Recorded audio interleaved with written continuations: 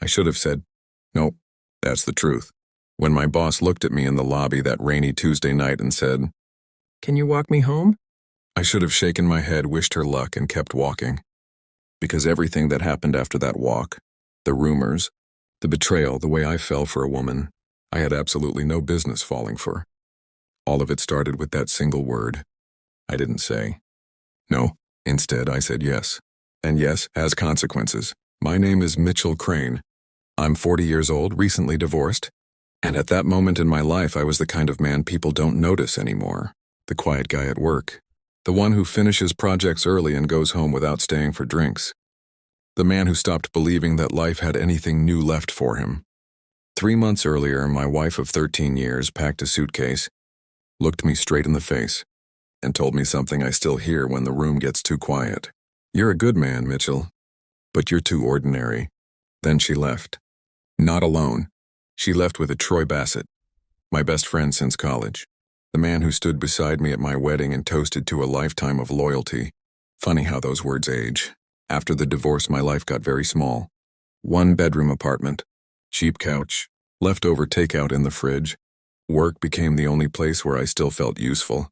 And that's where Sloan Whitmore comes in. My boss, 37, sharp, controlled. The kind of woman who could silence a boardroom just by raising one eyebrow. Everyone respected Sloan. No one really knew her. But what nobody at the office understood, not even me yet, was that Sloan Whitmore was carrying a grief so heavy, it was slowly breaking her from the inside. And on that rainy Tuesday night, for reasons I still don't fully understand, she chose Gamia to see it. I should have said no to the question too, but when someone asks you something personal in the rain, something about that moment makes honesty feel easier than it should. "Depends how personal," I said.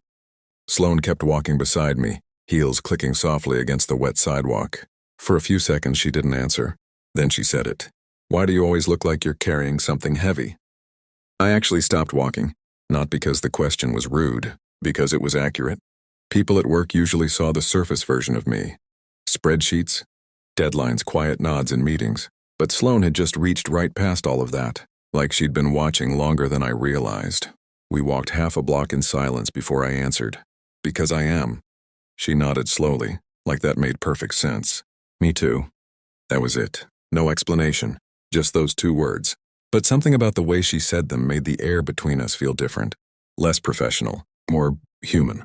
By the time we reached the 3rd block, the rain had picked up. We ducked under the awning of a closed bookstore, standing shoulder to shoulder while water rushed off, the metal edge like a tiny waterfall. The city suddenly felt quiet, just the rain, and Sloan beside me. She stared out at the street for a long moment before speaking again. "My mom died 3 months ago." Her voice was calm, too calm. "Alzheimer's," she added. "Early onset." I turned toward her slowly. She kept her eyes forward. 7 years, she said. That's how long it took the disease to erase her. Her fingers tightened around the strap of her purse. She used to play Chopin from memory. Eyes closed perfectly. A small breath escaped her. The music went first. Then she finally looked at me. Then she forgot my name. There was something in her eyes I recognized instantly. That quiet, hollow place grief leaves behind. And before I could stop myself, I said something I hadn't told anyone. My wife left me. Sloan didn't react right away. She just waited, and somehow that made it easier to continue. 13 years, I said quietly. She left with my best friend. The rain hit the pavement harder now. For a moment, neither of us spoke. Then Sloan said something that hit me harder than the rain ever could. "She was wrong about you." I blinked. "What?" Her voice was steady. "About you being ordinary." She looked directly at me. "She was completely wrong, Mitchell." And something inside my chest shifted. Not healed, not even close. But for the first time in a long time, it cracked open just a little. And that's when Sloan said something else. Something that made my heart suddenly beat much faster. "Can I tell you a secret?" I should have said no to the question too. But when someone asks you something personal in the rain, something about that moment makes honesty feel easier than it should. "Depends how personal," I said. Sloan kept walking beside me, heels clicking softly against the wet sidewalk. For a few seconds she didn't answer. Then she said it. "Why do you always look like you're carrying something heavy?" I actually stopped walking, not because the question was rude, because it was accurate. People at work usually saw the surface version of me. Spreadsheets, deadlines, quiet nods in meetings.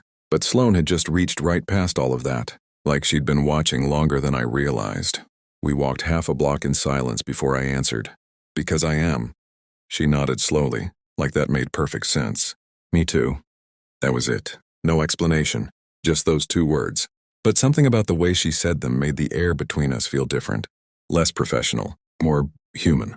By the time we reached the third block, the rain had picked up. We ducked under the awning of a closed bookstore, standing shoulder to shoulder while water rushed off, the metal edge like a tiny waterfall.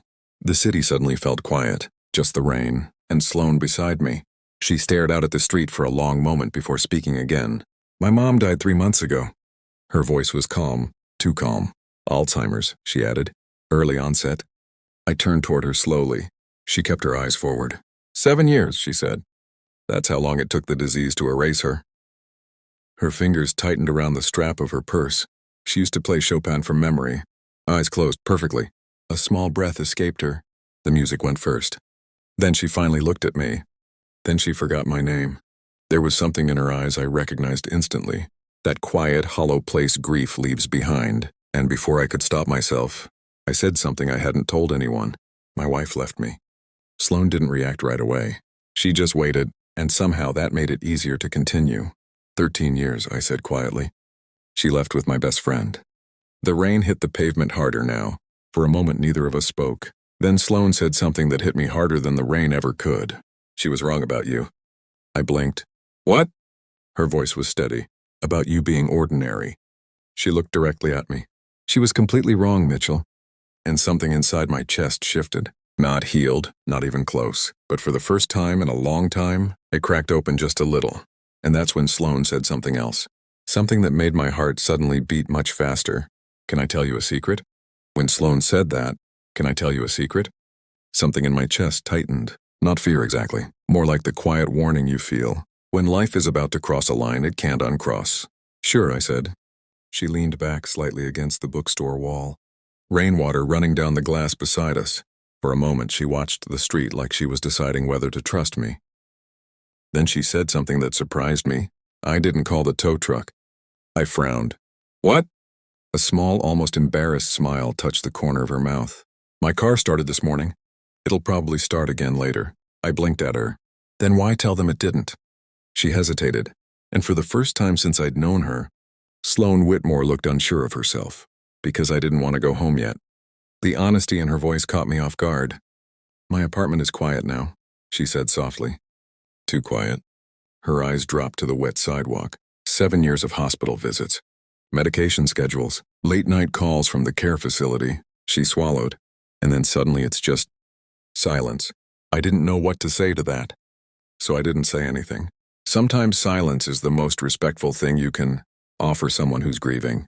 After a moment, she pushed herself off the wall. We should keep walking.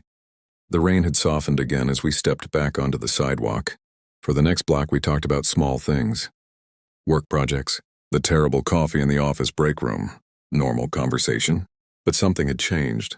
The space between us felt closer now, warmer. At one intersection, she slipped slightly on the wet curb. Without thinking, I caught her elbow. Her hand landed on my arm to steady herself. For a second, neither of us moved. Her fingers were warm even through my jacket. And when she looked up at me, something flickered in her green eyes. Not professional, not distant. Something softer, more dangerous. She let go first. Sorry, she murmured. It's fine, I said. But my heart was beating a little faster now. By the time we reached the last block before her building, Sloane slowed her pace. Like she wasn't quite ready for the walk to end. Then she asked a question so unexpected. I actually laughed. Mitchell, she said quietly, when was the last time someone really chose you? And I realized something uncomfortable in that moment. I didn't know the answer. Sloane's question hung in the air between us. When was the last time someone really chose you? The rain had slowed to a quiet mist now, soft enough that the city lights looked blurred and distant. I kept walking, hands in my pockets, trying to think of an answer that didn't sound as sad as the truth. I don't know, I said finally. That wasn't completely honest. I did know. The answer was never, not really. Vanessa didn't choose me at the end. Troy definitely didn't. And the truth is, even before that, I think I spent most of my life trying to prove I was worth choosing. Scholarships, long work hours, a house I couldn't really afford yet. Everything I built felt like a quiet argument with the world. See, I'm enough. Sloane didn't interrupt my thoughts. She just listened, which somehow made it harder to hide. I thought marriage meant that, I said after a moment. Being chosen. Her eyes softened a little. Yeah, she said quietly. I thought that too. We reached the corner where her building stood. A tall brownstone with warm yellow, light spilling from the lobby windows. But instead of walking straight to the door, Sloane stopped. Rain dotted her hair, making the auburn strands darker. She looked at me carefully. Can I tell you something strange? Sure. She hesitated. Then she said something I absolutely wasn't prepared for. When you talk about your life, you don't sound ordinary.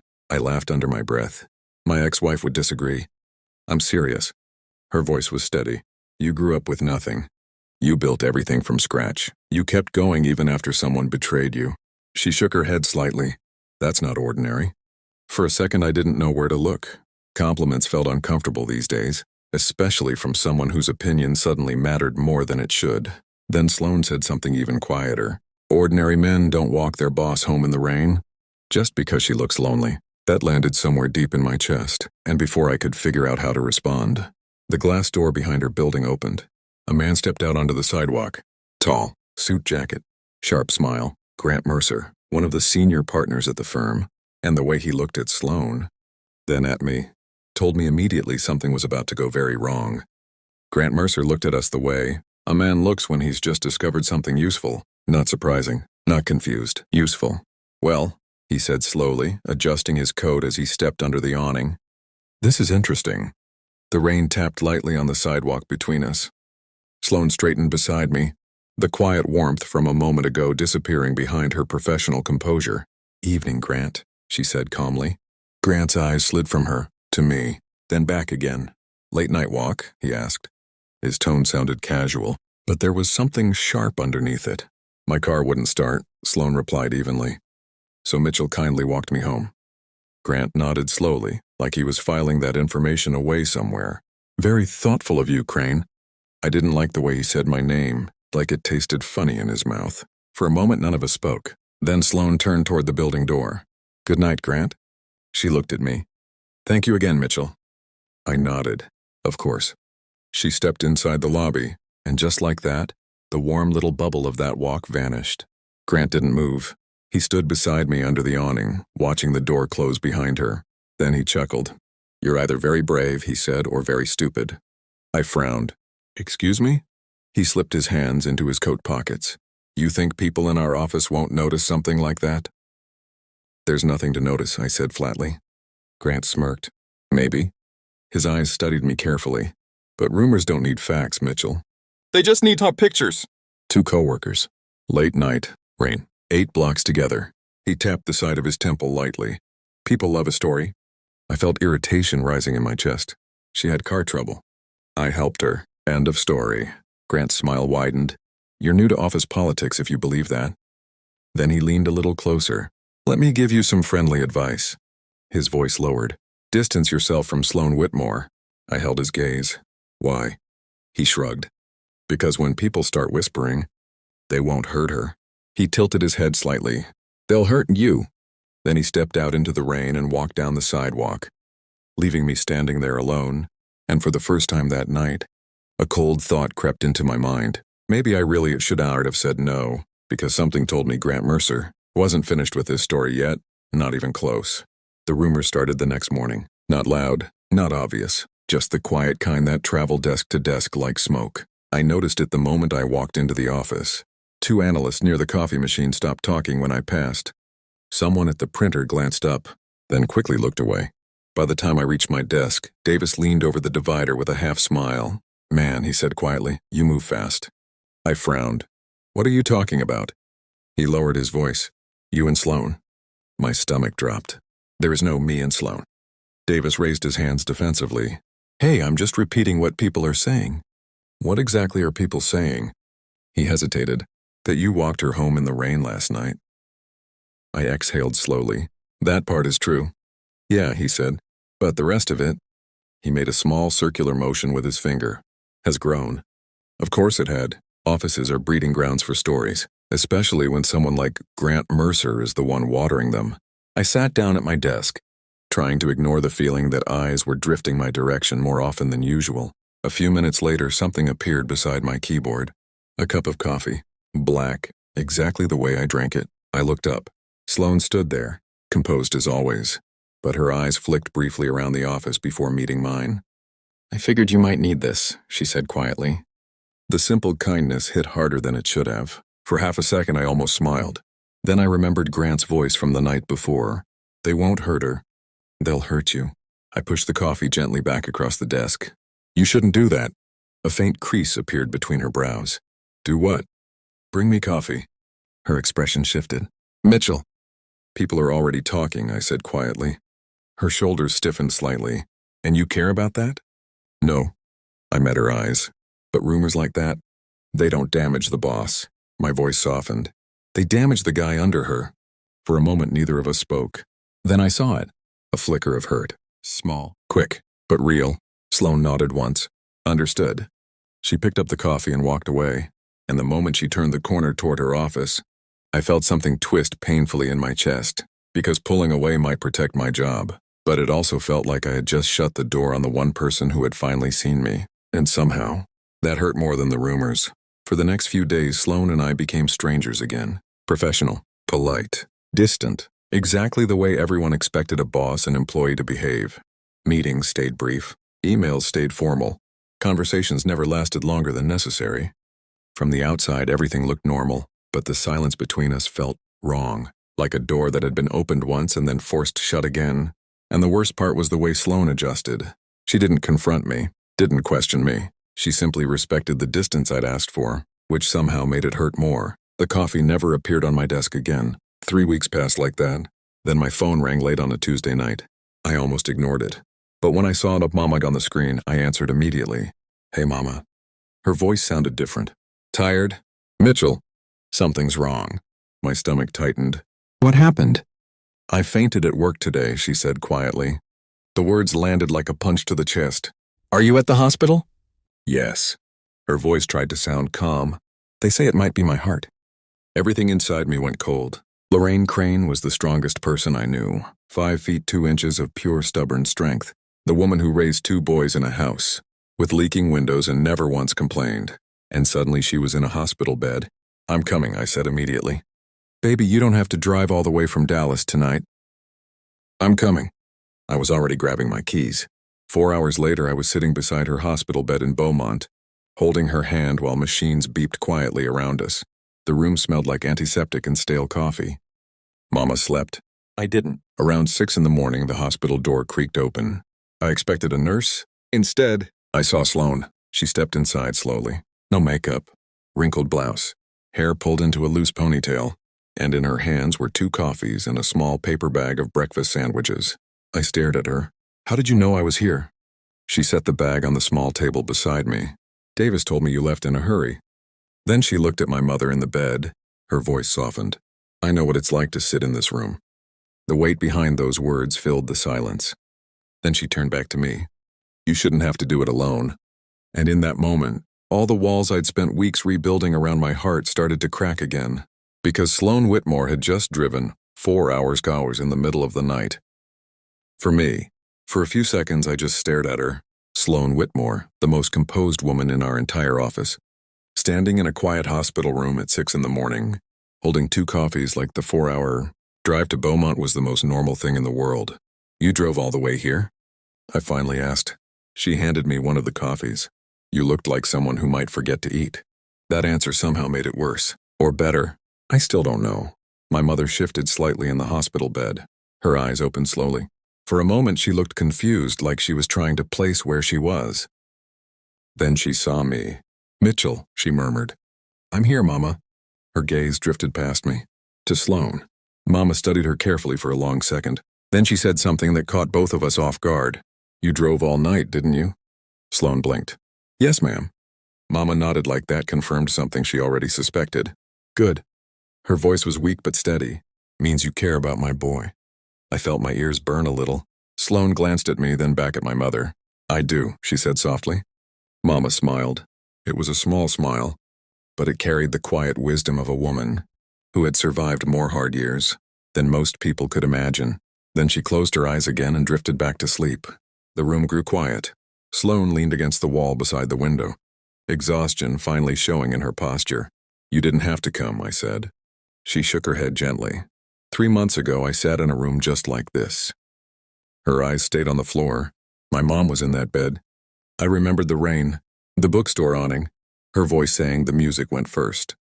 Sloane swallowed slowly, and nobody came. The words were simple, but the loneliness behind them filled the entire room. She finally looked up at me. "So when Davis told me where you were," she gave a tired little shrug. "I didn't want you to feel that." Something heavy moved in my chest. All the fear, the rumors, the walls I tried to rebuild. They suddenly felt small compared to what she had just done. I stepped closer. Sloane.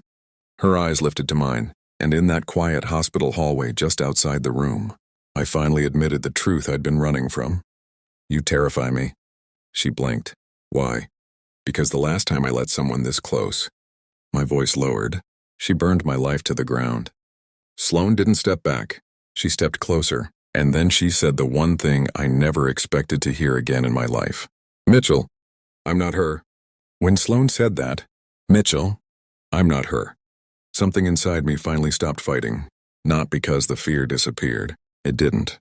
But because the woman standing in front of me had just driven 4 hours in the middle of the night for a man the world considered ordinary. That kind of thing changes how you see someone, and how you see yourself.